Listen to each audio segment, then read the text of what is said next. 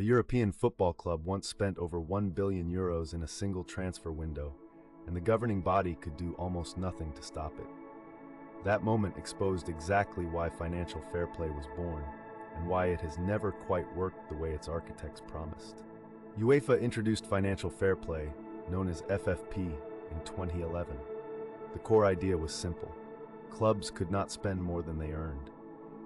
If your revenues were €100 million, your losses over a rolling 3-year period could not exceed €30 million.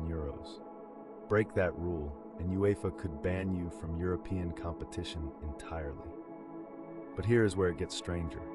The rules only applied to European competition.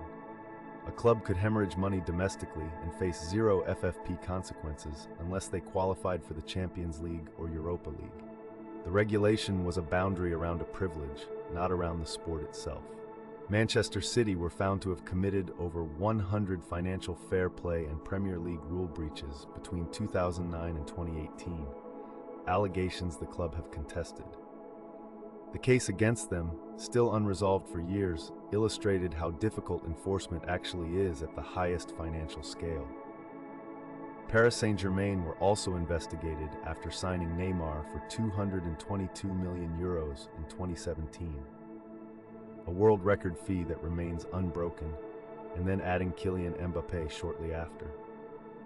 UEFA opened proceedings but ultimately closed them without a meaningful sanction. In 2022, UEFA replaced FFP with a new framework called the Football Sustainability Regulations, tightening the squad cost ratio so that wages, transfers, and agent fees could not exceed 70% of club revenues by 2025. The shift acknowledged what the numbers had proven for a decade.